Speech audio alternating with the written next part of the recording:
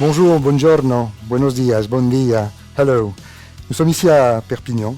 C'est la ville qui a vu naître les Grenaches du Monde en 2013, un concours international de dégustation de vin qui réunit différents terroirs de Grenache.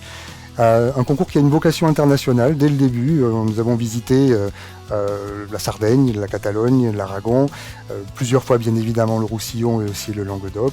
Et en cette année Covid, on était un petit peu obligés de repenser le concept. C'est pour cela que nous avons décidé de faire voyager nos vins plutôt que nos dégustateurs. 4 sièges de dégustation, 4 terres de Grenache, de Cebreros dans la province de Castilla y León, à 100 km de Madrid, jusqu'à Ascoli-Piceno, capitale des Marches, 2000 km parcourus entre ces deux lieux de dégustation, en passant par Châteauneuf-du-Pape, Perpignan. C'est cette histoire qu'on avait vraiment envie de vous raconter, une histoire à la fois œnologique et des aventures humaines avec des rebondissements. Et je vous remercie vraiment de nous suivre sur les réseaux et de nous écouter, vous raconter cette histoire des Grenaches du Monde 2021.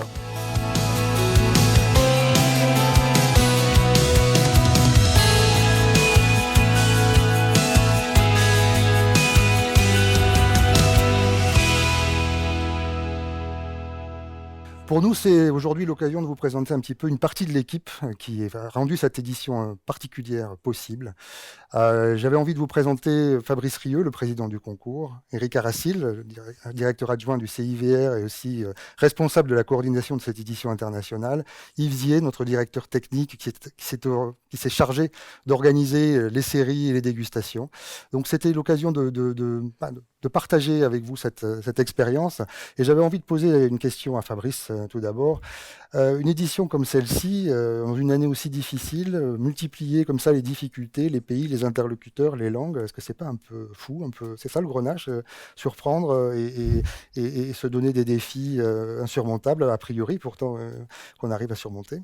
Mais le Grenache, en fait, c'est ne pas céder à la facilité. Le Grenache, il est riche de sa diversité. Et justement, parce qu'il est riche de sa diversité, chaque terre produit des Grenaches parfaitement uniques. Le fait d'avoir voyagé à travers toutes ces terres pendant 8 éditions, la 9e où on savait qu'on ne pouvait pas réunir ces 100 jurés internationaux en un seul lieu à cause de la Covid, on ne voulait pas céder à cette fatalité, on voulait au contraire répéter cette communion du Grenache, avoir cette communauté de Grenache et de garnachistes à travers toute l'Europe. Et effectivement, faire 4 éditions distantes de 2144 km entre Cebreros, Madrid, Ascoli-Piceno dans les Marches, en passant par Châteauneuf-du-Pape et le Roussillon, c'était une manière de dire le Grenache est plus fort que tout. Eric, tu as vécu pas mal de ces éditions, en tout cas les internationales, au moins en Espagne, en Italie et à Perpignan bien sûr. Quelle est un petit peu ta sensation, les difficultés rencontrées, les aventures humaines vécues? Déjà, pour reprendre ce que disait Fabrice, c'est vrai que ce sont des aventures un peu particulières. Faire quand même 4 éditions comme ça en une, c'est réellement multiplier par 4 le travail, systématiquement. Donc avoir, comme tu le disais aussi, des interlocuteurs différents, arriver à faire une coordination dans ce sens, c'était pas si évident que ça. Mais ça a été un tour de force qu'on a réussi, qu'on a eu plaisir à faire malgré tout, hein, parce que les gens sont extraordinaires, parce que dans ce monde des Grenaches, il faut toujours ne pas oublier l'humain, quoi, hein. On a des gens qui sont très agréables, des gens qui connaissent bien leur métier, des gens qui cultivent leur terre de manière exceptionnelle, et ça s'est retrouvé après dans les organisations sur place. Je rappelle que le concours cette année a été organisé donc à Cebreros, la première édition, entre Madrid et Ávila, dans la province de Castilla y León en Espagne. Ensuite, il s'est rendu à Châteauneuf-du-Pape, pour ensuite, 3 jours après, à Perpignan. Et enfin, il vient de s'achever cette semaine à Ascoli-Piceno, la capitale des Marches, qui est la dernière édition du concours cette année. Yves Zier, qui est le coordinateur, on va dire, logistique, toute la gestion des échantillons. J'imagine que ça a eu une implication assez ardue dans la gestion des échantillons, leur envoi et leur classification. La classification surtout, comme disait Eric, hein, je crois que c'est vrai que c'est multiplié par 4, puisqu'il y a 4 éditions. En plus, près de 900 échantillons, donc c'est quand même un travail assez conséquent à faire. Et puis surtout, il faut faire attention parce que je crois que c'est vrai que les vignerons présentent leur vin d'une façon à l'aveugle, hein, ils les font déguster à l'aveugle. Donc il faut être respectueux de ce travail. Et donc au niveau des séries, il faut faire un travail technique très approfondi, très profondi. Parce qu'il faut, si vous voulez, bon évidemment, faire des séries avec des couleurs, mais faire aussi des séries avec des appellations, des régions, avoir aussi des vins tout d'abord non boisé, puis ensuite boisé. Au niveau alcool aussi, au niveau titre alcoolémique, il faut donc jouer sur beaucoup de paramètres. Il y a quand même une certaine difficulté. Donc, bon, c'est un jeu aussi, hein, mais en fait, c'est un travail quand même assez conséquent. Je rappelle que les grenaches du monde, justement, sont restés du monde cette année, puisque en fait, les vins produits dans les régions qui accueillaient le concours n'étaient pas dégustés sur place. Ils étaient dégustés dans d'autres capitales du Grenache. C'était aussi une des difficultés de rapatrier tous ces échantillons et ensuite de les dispatcher entre les différentes capitales. Et puis c'est un concours sur un cépage, le Grenache, bon, qui porte plusieurs noms d'ailleurs, hein, des noms qu'on a appris à connaître au fur et à mesure des éditions, hein, puisqu'en Italie, par exemple, il y a le Tairosso, il y a le Bordeaux, il y a le Canonau, donc la Garnacha en Catalogne. Le Gamay. Le Gamay, voilà, l'Alicante, le Lladonner Pelout, qui est une petite variante aussi que l'on retrouve hein, dans certains endroits. Donc c'est vrai que tous ces cépages, enfin, tous ces cépages, on les retrouve, si vous voulez, en vin blanc, en vin rosé, en vin rouge, en vin naturel, en effervescent. Et cette année particulièrement, on a eu beaucoup plus d'effervescent que les autres années, donc c'est aussi intéressant. On découvre pas mal de vins, on découvre aussi des tintoreras, comme on dit, hein, des Lladonner Pelout, enfin, ainsi de suite, quoi, plusieurs cépages. Justement, cette capacité du Grenache et de son concours de faire découvrir des territoires, c'est un petit peu l'illustration cette année, en tout cas, puisqu'on a commencé, la première édition, c'était celle de Cebreros en Espagne, et c'est justement une histoire assez singulière par rapport au Grenache, où on a pendant des années arraché les cépages Grenache, j'allais dire millénaires, parce que j'exagère toujours, mais enfin centenaires au moins, pour aller planter des Tempranillo dans les plaines de la Ribera del Duero. Et un collectif un peu fou que nous avons découvert il y a 2-3 éditions du concours, qui a fait un petit peu le buzz parce que leur vin était vraiment très séduisant. Ils ont vraiment surpris nos dégustateurs. Et on a su qu'il fallait tout de suite se rendre là-bas, leur donner un peu la parole et puis surtout rapporter cette histoire très singulière, vraiment très très intéressante. Et c'était la première édition, de cette première étape du concours des Grenaches du Monde 2021 à Cebreros. Et j'aimerais qu'on revive un petit peu avec des images, je crois, de cette première édition de Cebreros. Et nous aurons à la fin en duplex la secrétaire générale de l'appellation et on pourra échanger un petit peu avec elle. C'est vraiment à 100 km de Madrid, hein, c'est vraiment très facile d'accès. Mais cette montagne est très très protégée, je dirais. Ça a été la grande chance. Souvent, d'ailleurs, les vignobles de Grenache sont souvent loin des grands autres vignobles, et ce qui leur permet de maintenir cette identité, cette singularité. Vous voyez que les vignes, elles sont quand même, elles sont pas. Ouais. Ah ouais, par le. Impressionné par le travail du terrain, parce qu'on dirait que c'est des petits jardinets, exception sur des vieux cèpes, c'est vraiment magnifique.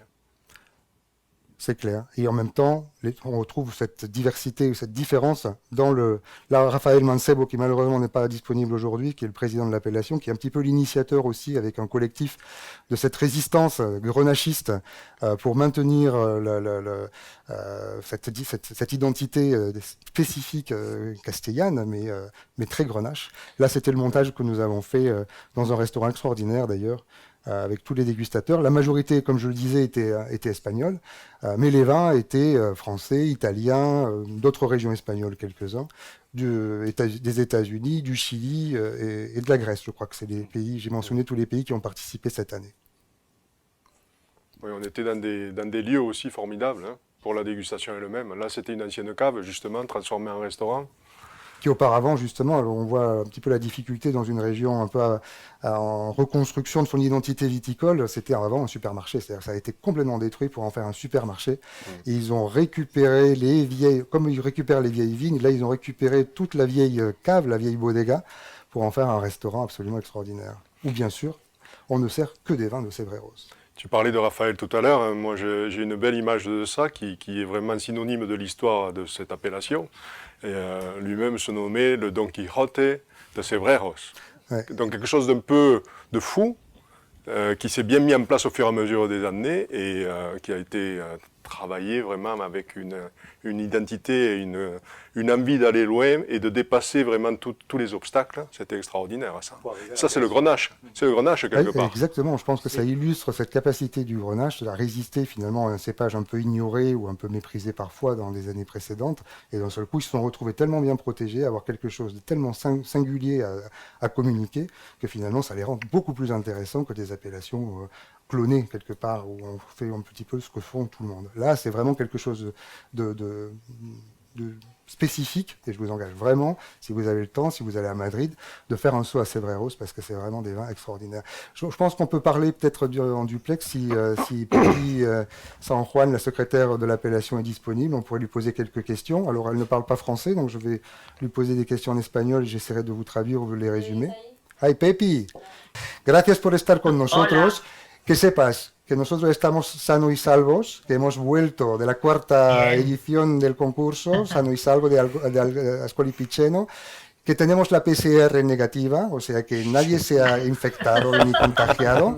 Je lui dis qu'effectivement, on a eu quand même une série assez longue de tests PCR pour passer toutes ces frontières, donc je vous assure qu'on a les narines en bonne forme et qu'on est tous négatifs. Donc ça, c'est quand même une bonne nouvelle, on est rentré sain et sauf.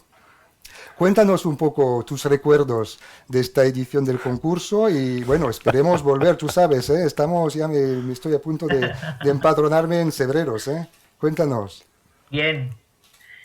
Bueno, en primer lugar, daros las gracias una vez más. Sabéis que para Cebreros, para la DOP Cebreros y para todos nosotros los que hemos formado parte junto con vosotros de la organización de esta edición del concurso de Garnacha del Mundo, ha sido un honor, ha sido un lujo poder haber sido una de las sedes.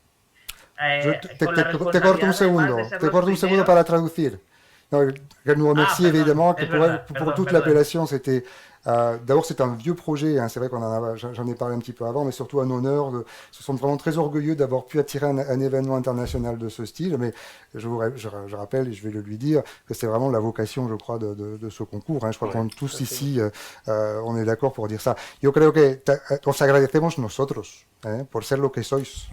C'est nous qui vous remercions d'être ce que vous êtes, parce que c'est vraiment ça la vocation du concours, es la vocación de este concurso, no es para ir a los tópicos, a las cosas estándares, es justamente lo singular que nos interesa, y vosotros lo tenéis aquí, un tesoro, c'est un vrai trésor que Pepi, son équipe, Raphaël, Diego, Marta défendent corps et âme, je dirais, et une expérience extraordinaire, à la fois œnologique, certes, hédoniste, mais aussi humaine.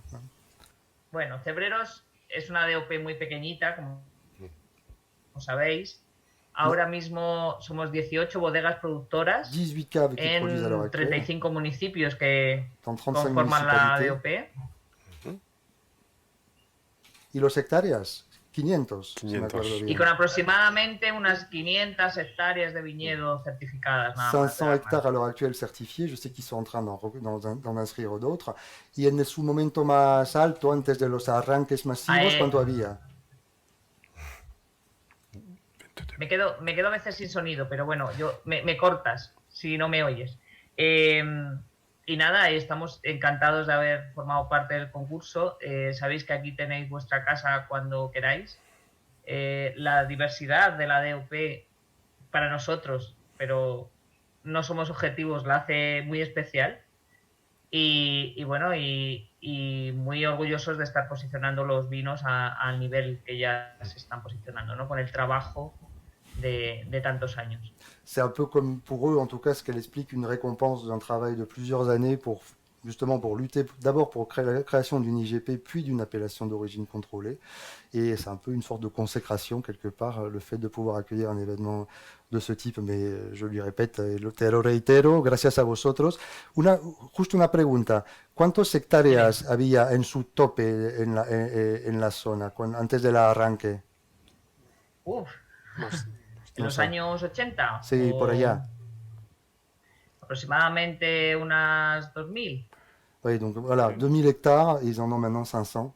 1500 arrachés pour justement pouvoir, avec les droits de plantation, replanter dans des appellations un peu plus, voilà, les années 80, à partir des années 80. Et c'est cette saignée qui a été arrêtée grâce à cette équipe phénoménale. C'est une belle reconstruction, je crois. C'est- Et puis ce qui est intéressant, c'est qu'ils viennent, ils font partie maintenant de la famille Grenache. Donc ça c'est intéressant parce que chaque édition, la famille a grandi. Puisque les marches nous ont rejoints il y a 2 ans, donc Cebreros nous rejoint maintenant. Donc, je trouve que c'est Hace 2 intéressant. años las marcas en Italia se juntaron a nosotros, vosotros este año por primera vez organizando esto, que es una gran familia. Es importante que los garnachistas sepamos que no somos solos. Es que formamos une équipe et une grande famille. C'est important de comprendre que les grenachistes, on est plus seuls, hein, quelque part. Il faut nous réunir pour justement parler du Grenache et de ces régions tellement extraordinaires. Muchas gracias, Pepi. A vosotros. Estamos y volveremos. Y aquí on estamos para reviendra. cuando queráis. Sí, muy importante para mí. Adiós, Pepi. Gracias, gracias. Parfait. Donc maintenant, on continue la route. Hein. Cebreros, 100 km de Madrid. Si tu me permets, juste dire quand même que c'est vrai que ce cépage, cette grande famille Grenache que tu évoquais, par le biais de ce concours, on voit toute sa versatilité. Et là, par exemple, à Cebreros, c'était exceptionnel de retrouver encore des terroirs à base de granit, de gneiss, tu l'as dit, en altitude, et encaissés entre deux montagnes, et ça donnait des typologies de vins vraiment extraordinaires, quoi. De rouge sec. Ce qui est aussi extraordinaire, je trouve, c'est qu'on arrive à réunir dans un même collectif à la fois des appellations très peu connues, ou qui se développent en tout cas et qui seront, nous pensons en tout cas, nous en sommes convaincus, des étoiles de la viticulture internationale, mais aussi, ce n'est pas exclusif, des appellations de très grand prestige, dont le prestige n'est plus à faire, ni la renommée, et c'est comme ça que nous avons décidé, et grâce au soutien de l'appellation Châteauneuf-du-Pape, donc de partir de Cebreros jusqu'à Châteauneuf-du-Pape. C'est la deuxième édition de ce concours, de cette deuxième dégustation qui a eu lieu dans le château neuf, pas tellement parce qu'il est plutôt vieux, mais enfin disons c'est le château vieux de Châteauneuf-du-Pape. C'est l'occasion de présenter les images de cette deuxième dégustation qui a eu lieu à Châteauneuf-du-Pape. Et au-delà de dire que les difficultés tout à l'heure, c'est vrai que c'était le fait d'avoir des éditions très rapprochées les unes des autres. Donc c'est encore une fois un tour de force qui a été réalisé. Effectivement, parce que nous avions fait Cebreros, si je me souviens bien, le lundi, 10 oui, le mai, 10. Et le 14, nous étions à Châteauneuf-du-Pape. Le jeudi, l'action à Châteauneuf-du-Pape. Et le 17 à Perpignan. Exactement. C'était vraiment des éditions très peu de temps de déplacement et d'organisation. Un petit peu, c'est des difficultés que nous avons rencontrées, mais qui a été dépassée. Voilà le château où nous avons fait la deuxième dégustation des Grenaches du Monde 2021. Il faut se rassurer, il y avait une belle salle hein, dans cet édifice. Bon, on va la voir, je pense. Là, on voit le groupe. Un bel espace. Hein. Voilà. Ouais, et une très belle équipe, très belle représentation avec des jurés qui venaient de vraiment un petit peu partout, avec des grands noms de la sommellerie. Hein. Il y avait notamment Antoine Pétrus, meilleur sommelier de France, qui avait été couronné à Perpignan en 2008, meilleur sommelier de France. Il y avait beaucoup de journalistes internationaux et il y avait quelqu'un aussi pour représenter le Roussillon sur place. Mais c'est vrai qu'à Châteauneuf, il y a eu aussi cette particularité, on a nos terres reliées entre le Roussillon et Châteauneuf, puisqu'on nous avait présenté le texte de la coupe divin de Frédéric Mistral, hein, la coupe coupe au santo qui vient des Catalans. Et dans cette salle, il y a eu une belle énergie, il y a eu effectivement une organisation impeccable à la fois par l'ODG Châteauneuf, avec la jeune présidente Amélie Barrault, qui a été vraiment quelqu'un de précieux, avec une directrice pour l'ODG aussi qui a été très efficace, et puis aussi par un animateur hors norme à la personne de Michel Blanc.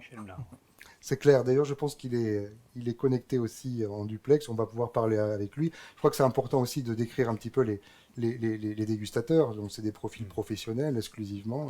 Chaque dégustation accueillée va inviter 25 personnes pour essayer d'éviter les agglomérations trop importantes et les risques sanitaires qui en découlent. Tous des professionnels du vin, plutôt orientés distribution, achat, sommelier et bien sûr journalistes. Et répéter un petit peu tous ces profils dans les différentes éditions des 4 dégustations de Grenache du Monde. On pourrait rajouter aussi qu'au niveau des séries, bien sûr, à chaque fois, ils démarraient par une série de blancs ou de rosés, ensuite plusieurs séries de rouges, et souvent ils terminaient par une série de vins naturels, puisqu'avec ce cépage Grenache, on a quand même toutes les possibilités ouvertes au niveau des vins. C'est vrai qu'on ne s'ennuie pas, non, avec le Grenache, finalement. C'est un concours de cépage, mais c'est un concours où il y a tous les types de vins. On ne peut pas parler de monotonie. En fait, le grenache, il est présent à tous les moments et tous les instants de consommation. Et c'est vrai que probablement c'est ce qui fait le succès de ce concours, puisque c'est un concours très jeune dans les concours monocépages. En moins de 10 ans, il a déjà su quand même s'imposer. Près de 900 échantillons provenant de 6 pays avec la force et l'énergie. Je rappelle que l'édition l'année dernière à Montpellier, on avait quand même eu 5 mois de plus pour présenter des échantillons. Là, on peut dire qu'on a battu quasiment un record en présentant aussitôt, avec autant d'échantillons présentés et autant de régions représentées. Ouais. Et cette année, quelques difficultés avec le Covid, on n'a pas eu des vins d'Afrique du Sud, d'Australie. Tout à fait. Ça a été quand même très difficile, une année un peu délicate. Mais on a eu quand même une série américaine la plus importante, et puis des Grecs. la présence de la Grèce et puis du Chili. Et des vins très intéressants, justement. Oui. Et puis je le répète aussi, les effervescents qui font leur petit bout de chemin, et ça vraiment c'est intéressant aussi. Il y avait une très belle série d'ailleurs à Châteauneuf-du-Pape d'effervescents. Je crois qu'on a des vins justement de régions, encore cette capacité, cette volonté de découvrir de nouvelles appellations, comme celle de Castelló au nord de Valence, au sud de Tarragone, où on a découvert, enfin je ne savais pas moi personnellement, qu'il y avait aussi des cépages grenaches, de nombreux cépages grenaches plantés dans cette région-là. Et je pense qu'on en aura toujours plus dans le concours, en tout cas je le souhaite. Et là aussi, ça a été quelque chose d'exceptionnel d'arriver à faire 4 éditions de ce genre, avec les conditions Covid qui étaient toujours d'actualité, qui sont toujours d'actualité, avec des difficultés pour avoir des restaurants, avec des accueils justement de vignerons, encore dernièrement, une soirée sur leur propre terrasse, c'était exceptionnel. Difficile, mais exceptionnel. C'est vrai que ça nous a aussi obligés à repenser un petit peu les choses. D'abord, tous les dégustateurs ainsi que notre équipe étaient testés de manière répétée. Oui. Je l'ai dit tout à l'heure, on est des experts de PCR maintenant, ça va, on a des cartes de fidélité.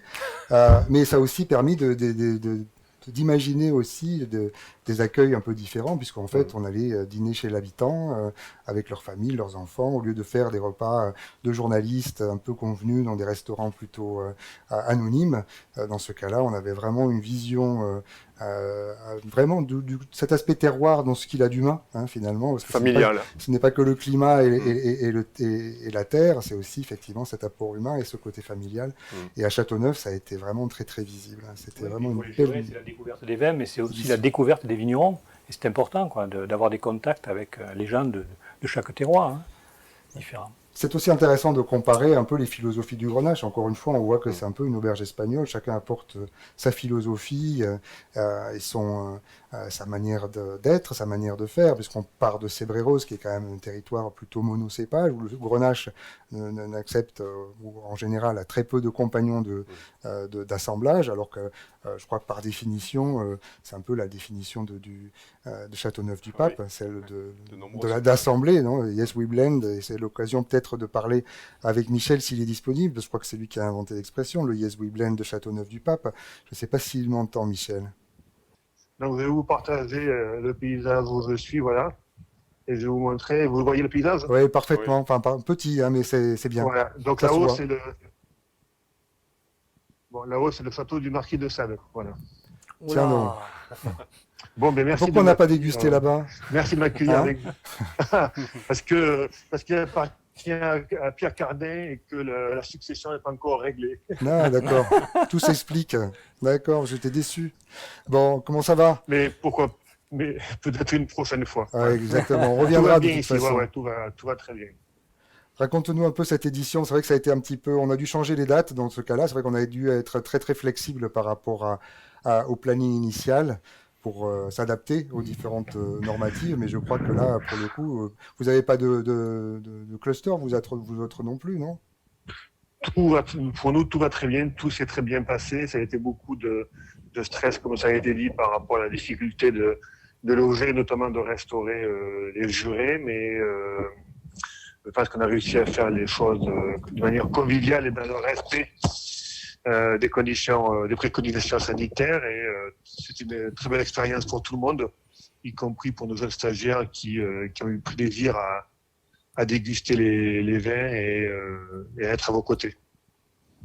Une découverte, tu as pu découvrir quelques nouvelles origines ou des choses qui t'ont surprise, parce que c'est un petit peu ça aussi les grenaches du monde, non ? C'est d'apporter... malheureusement, quand on est en back-office, on ne déguste pas, ça va trop vite. Ouais. Mais si, je ne peux un peu que reprendre vos propos. J'ai goûté quelques très beaux effervescents, effectivement, et c'était à la fois une découverte et une très bonne surprise. Ouais. Mais c'est tout ce que j'ai réussi à goûter, malheureusement. Donc, j'espère pouvoir me plonger dans un grand bain de Grenache très bientôt. D'accord. Des commentaires Moi, je voulais dire à Michel que, franchement, ça a été vraiment une chance et un honneur que Châteauneuf-du-Pape accepte de participer avec nous sur ces éditions décentralisées. Bien sûr, parce que Châteauneuf, c'est quand même pour nous une appellation extrêmement prestigieuse. Mais ce que je voulais dire aussi, c'est que cette communauté des Grenaches, avec Michel, on l'a commencé, il me l'a rappelé l'autre jour, il y a 20 ans, avec les journées internationales du Grenache. Et l'esprit des journées internationales du Grenache, maintenant, il vit complètement dans les terres de Grenache du monde. Donc, je voulais lui dire encore une fois merci à Michel. Merci à Marlène aussi, à Angélos qui était là et qui fait partie un peu des originels du projet du concours des Grenaches du monde. Et puis aussi, je l'ai dit tout à l'heure, je voulais encore une fois remercier la présidente de l'ODG Châteauneuf-du-Pape, Amélie Barrault, la jeune présidente, et puis la directrice aussi de l'ODG qui a été extrêmement efficace, et toutes les petites équipes, parce que vous avez fait une édition monumentale. Nous, on va garder un souvenir impérissable, et promis Michel, on va revenir les bras chargés de Grenache du monde à Châteauneuf, pour que tu puisses tranquillement les goûter, et on partagera un bon moment de convivialité à la façon Grenache. Voir remplir ta piscine, super, si tu veux. Tu voulais te baigner, je crois. Ouais. Écoute, super. On va te libérer. Merci beaucoup, en tout cas, de nous avoir dédié un petit peu de ton temps. Merci à vous. Vraiment désolé encore pour les conditions, mais voilà. C'est ça l'authenticité. Mais merci de. Ouais. Il faut être sur le terrain. C'est ça le Grenache. C'est sur le terrain. Ouais, exactement. Très bien. Merci, Michel. Ouais. À très vite. À très bientôt. Merci à vous. Merci. Bonne fin de soirée. Ouais, bye bye. Jusqu'ici, tout va bien, tout va parfaitement bien. 3 jours après, là, on était le 14 mai, le 17, l'édition de Perpignan en Roussillon. Alors là, je voudrais qu'on m'explique pourquoi le Grenache et le Roussillon ont une relation aussi privilégiée. C'est vrai que, je le disais au début, le concours est né en Roussillon, il est né à Perpignan en 2013. En peu de mois, la première édition a été montée à l'occasion d'un événement qui s'appelait les Rencontres du Muscat, si je me souviens bien. Les Rencontres mondiales du Muscat, qui n'existent plus, mais les Grenaches du monde continuent. Oui, c'était les Rencontres méditerranéennes, le Muscat. Et après, on a changé. C'est vrai. Alors, j'ai là, devant moi 3 Roussillonnais. J'aimerais bien qu'on m'explique cette histoire d'amour entre le Grenache et le Roussillon. C'est assez facile. Au départ, les Grenaches, ça représente quand même énormément chez nous. Et on a parlé de la versatilité, donc ça peut aller sur n'importe quel type de vin, que ce soit des IGP, des AOP 25 ou des vins d'eau naturels.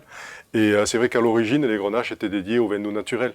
Donc encore aujourd'hui, on retrouve un bon 35 à 38% de l'encépagement du Roussillon qui sont des Grenaches, de toute la famille des Grenaches. Et on est une des rares régions au monde à avoir à la fois dans la famille le Grenache blanc, le Grenache gris, le Grenache noir, le Yadouner pelote.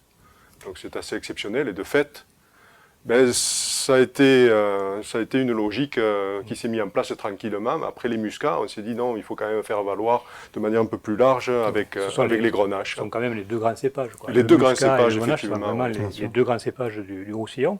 Et c'est vrai que on savait qu'on allait arrêter les Muscats, les rencontres du Muscat, donc il fallait rebondir.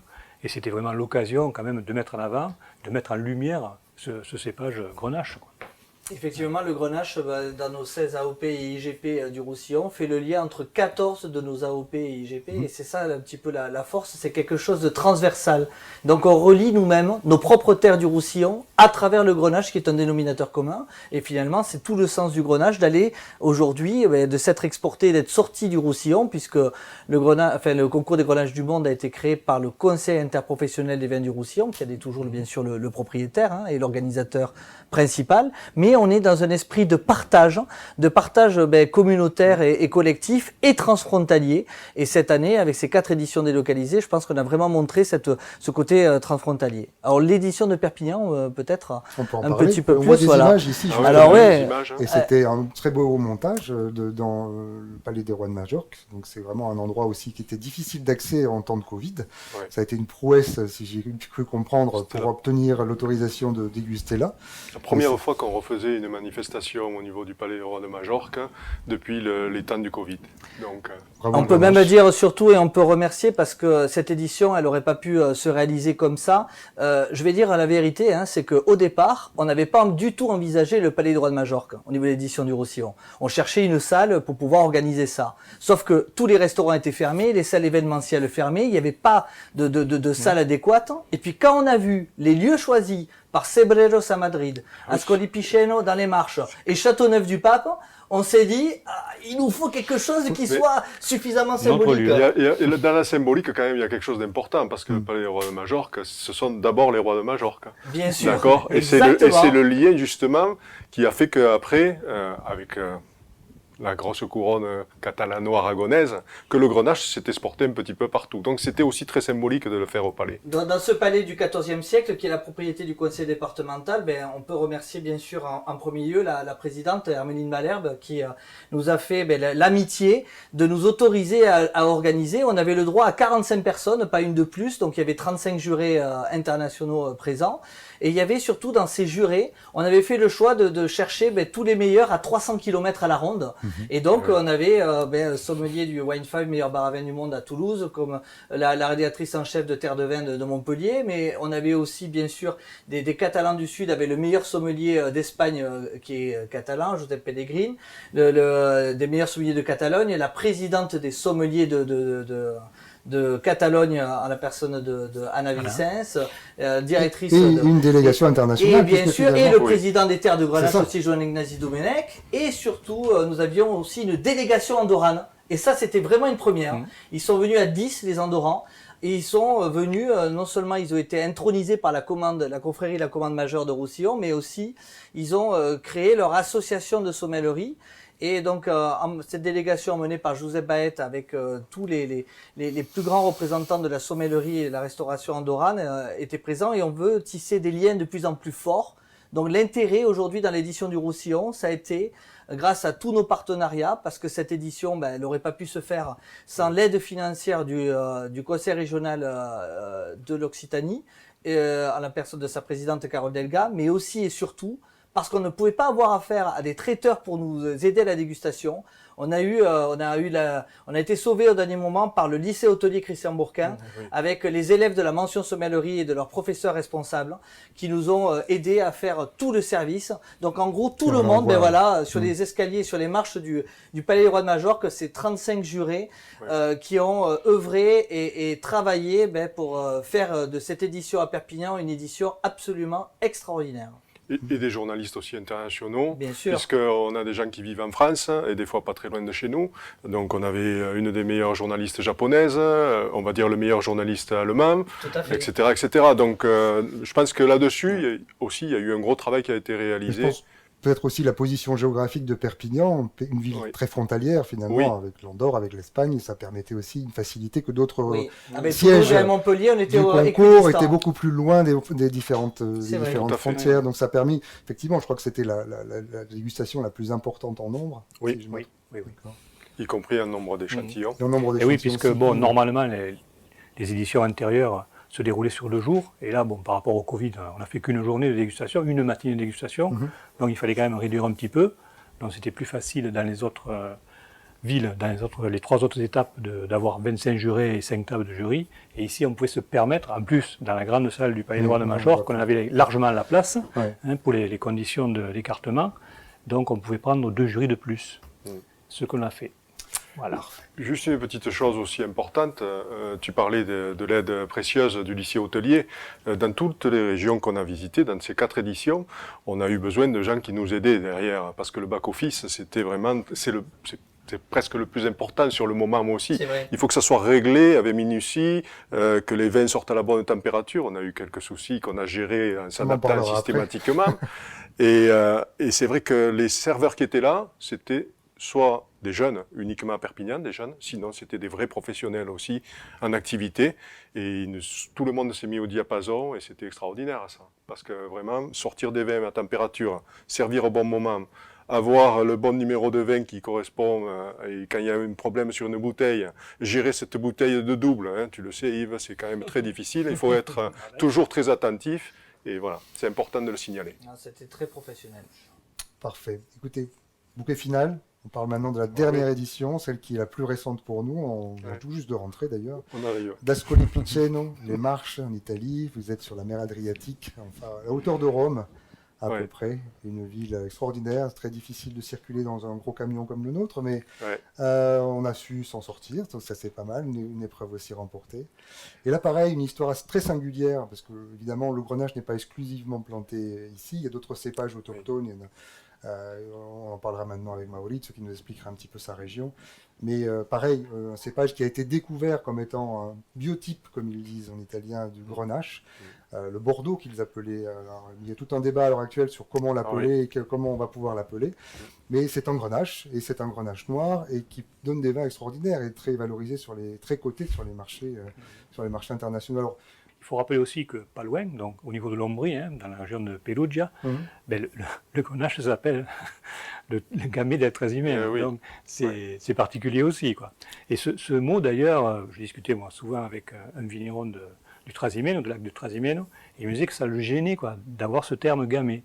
Et même il m'a dit, j'aurais aimé que les Français qui produisent du Gamay nous disent d'arrêter d'appeler notre cépage Gamay. Comme ça, je pourrais vraiment l'appeler Trasimeno. C'est curieux, en Italie, effectivement, le Grenache prend de nombreux noms. Et oui, quand on est au-dessus de Venise, ben c'est le Tairosso. Voilà, donc... Et à Sardaigne, le Canonau. Et à Sardaigne, le Canonau. Qui est quand même la principale région de production de Grenache en Italie. C'est quand même très très particulier, quoi. Mais c'était une volonté aussi, d'ailleurs, de notre représentant en Italie, qui s'appelle Maurizio Mariani, qui est connecté, et qu'on voit ici d'ailleurs en train de déguster. On va pouvoir parler avec lui parce qu'il est connecté. Il doit justement prendre un avion, et donc on ne va pas le retarder trop longtemps, pour se rendre justement en Sardaigne. Et c'était la volonté aussi de... On ne savait pas, on va aller retourner en Sardaigne, on a été très très bien reçus aussi, mais c'était l'occasion, cette dégustation peut-être d'un type plus réduit, de découvrir des régions peut-être dont le Grenache n'est pas le seul et unique cépage planté, mais justement où il est une expression singulière. Maurizio, bonjour, buongiorno, buonasera. Donc raconte-nous un petit peu cette histoire du Grenache qui cherche son nom dans les Marches et Ascoli Piceno. Una edición particular porque esta variedad que es conocida en el lugar como el Bordeaux es una variedad con solo 5 hectáreas de viñedo y hay 9 bodegas que todos juntos se han encargados de organizar esta edición con las instituciones, con las regiones, con el comune de Ascoli Piceno y todo otras pequeñas instituciones. Así fue posible organizar algo de particular. También Maurizio, te paro un segundo, Maurizio, para traducir. Todos los terroirs fue conocido a través cata de otros vinos del lugar como Rosso Piceno, como Pecorino, como Montepulciano, y yo pienso que el objetivo fue conseguido, ¿no? En alguna manera. Ellos están encantados de cómo fue la organización y cómo estos vinos fue conocidos en el mundo a través de Grenache Dumont. Hace 3 años, 4 años que Grenache Dumont a través los premios hace conocer esta variedad de marca. Esto es muy importante para ellos, para Italia en general. Mauricio, ¿me escuchas? Ascoli Piceno es una ciudad guapísima, sí.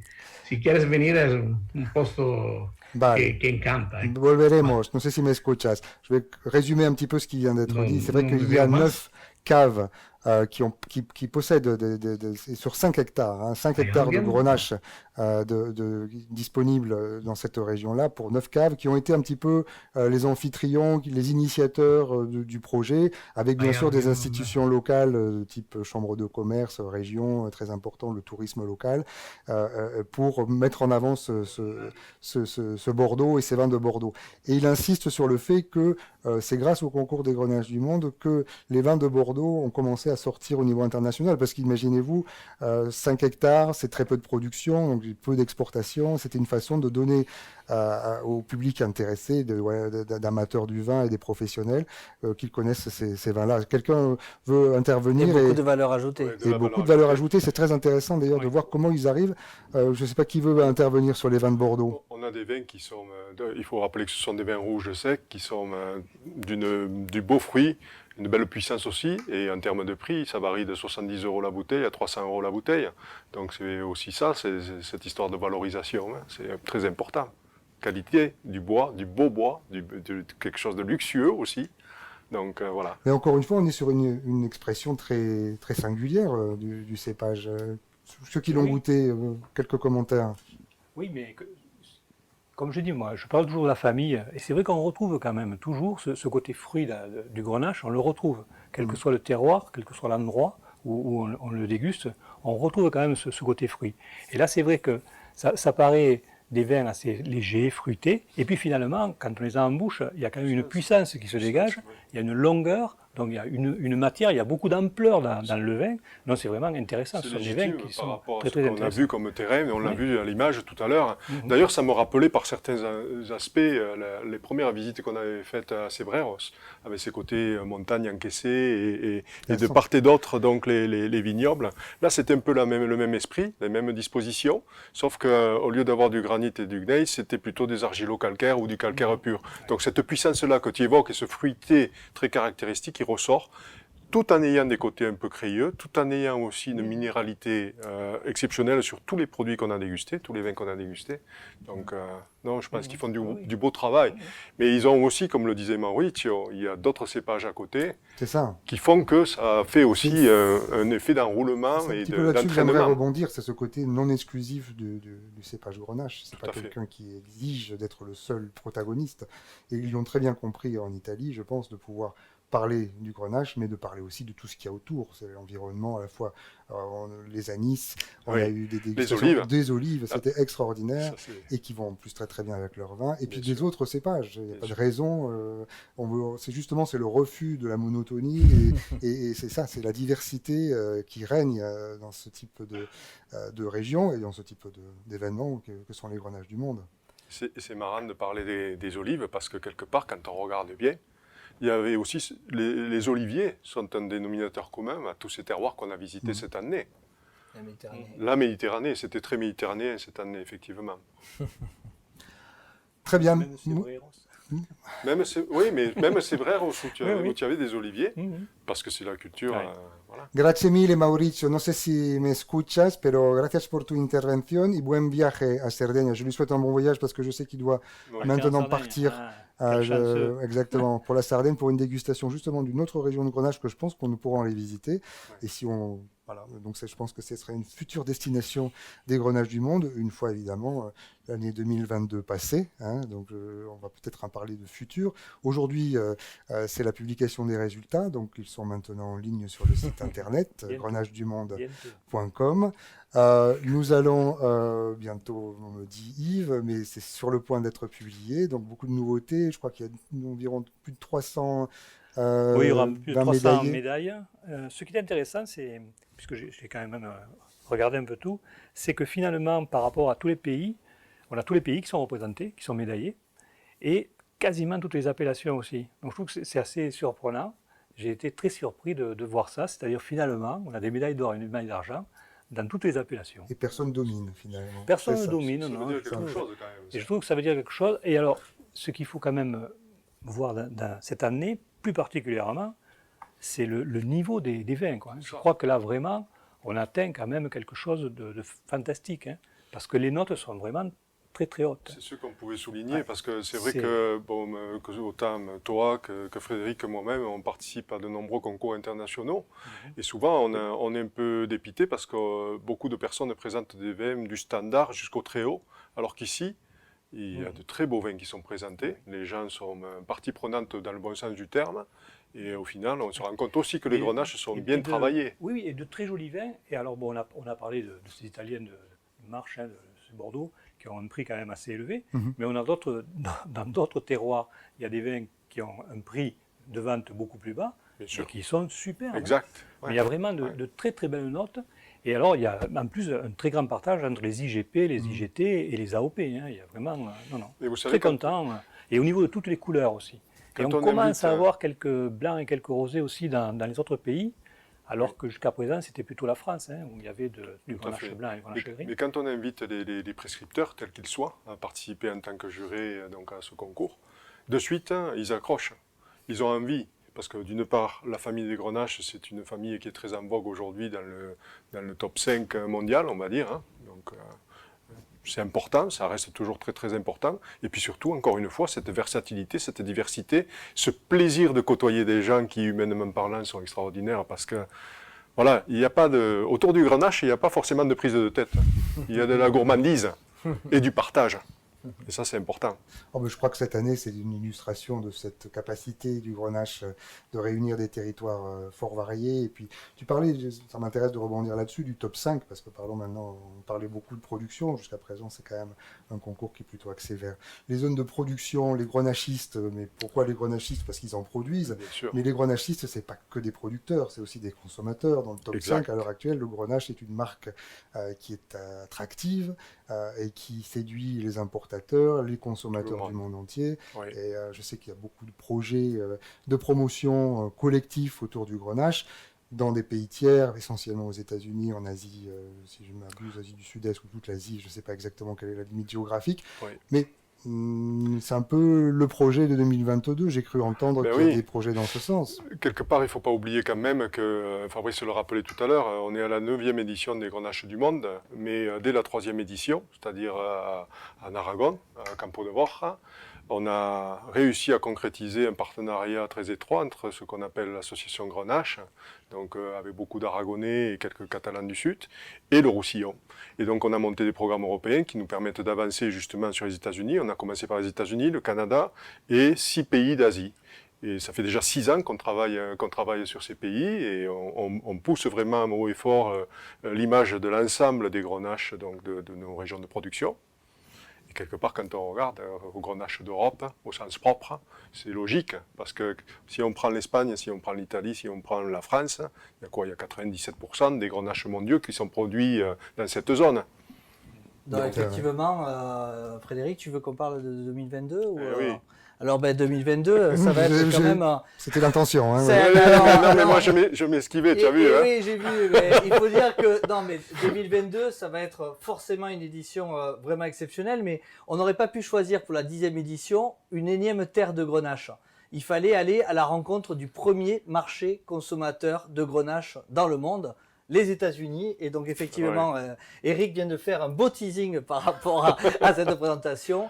Grâce à l'association Grenache Garnacha Origen, nos partenaires donc d'Aragon et de Catalogne Sud, avec cette association et avec ce financement européen qui va jusqu'à 80%, donc c'est quelque chose d'assez énorme puisque c'est un vrai projet transfrontalier et transrégional. Eh bien, l'année 2022, les Grenaches du Monde vont se passer au mois de juin à New York. Donc le CIVR, emmené par son président Stéphane Zanella et donc avec l'association Grenache Garnacha Origen, vont organiser une édition assez folle des grenaches. Ce sera au mois de juin 2022. Enfin, on espère que ça se passera bien en juin 2022. Ça, maintenant, on a appris maintenant à ne plus dire ce sera certainement là. Clair. Mais ce que l'on peut dire, c'est que les moyens vont être mis pour attirer les plus grands dégustateurs des États-Unis, que ce soit dans le monde du journalisme ou aussi dans le monde des importateurs. Et c'est une édition à pas loin d'1 million d'euros. Donc on est quand même sur un budget conséquent, on espère, pour faire quelque chose de beau et de bon, de cette rencontre des terres de grenache d'Europe au sein du plus grand marché consommateur de grenache dans le monde. On s'est entraîné un petit peu cette année avec 4 éditions assez compliquées à gérer. L'année prochaine, on va essayer de faire pour le mieux pour gérer cette édition aux États-Unis, parce que rien que de centraliser les vins, ça sera de nouveau un tour de force. Arriver à mobiliser des dégustateurs, trouver des lieux dignes de ce nom pour rester dans l'esprit de ce qu'on a vécu jusqu'alors, mais toujours avec cette connotation très clairement américaine. Ça va être du sport. Mais on est déjà de défi. On ne fera pas le voyage en voiture, rassure-moi. Non, là, j'ai pas forcément envie de conduire et de me retrouver, traverser l'océan sous l'océan. Écoutez, merci beaucoup pour cette présentation, cette table ronde qui permettait de présenter un petit peu les Grenaches du Monde dans cette édition aussi singulière. C'est vrai que c'est quelque chose, une aventure qu'on avait envie de partager avec vous tous, parce qu'il se sont passés beaucoup de choses, beaucoup de péripéties, beaucoup de contretemps, mais tout est bien qui finit bien. Nos tests, comme je le disais, PCR sont négatifs. Et en plus, on avait quand même des bonnes nouvelles. On peut encore faire des projets. Des fois, le Covid nous oblige à nous repenser et à penser les choses, en tout cas, que nous faisons peut-être mécaniquement, de les refaire différemment. On a appris beaucoup de choses, je crois, cette année. Et grâce aux Grenaches du Monde. Donc voilà, je pense que vous pouvez continuer à nous suivre sur les réseaux sociaux en suivant nos informations sur notre site web. N'oubliez pas que les résultats 2021 sont disponibles sur le site internet ou sur le point de l'être, avec beaucoup de nouveautés, beaucoup de nouvelles régions découvertes etc. Donc voilà, continuez à nous suivre. Merci beaucoup pour votre fidélité et à très vite donc pour 2022 pour les Grenaches du Monde à New York.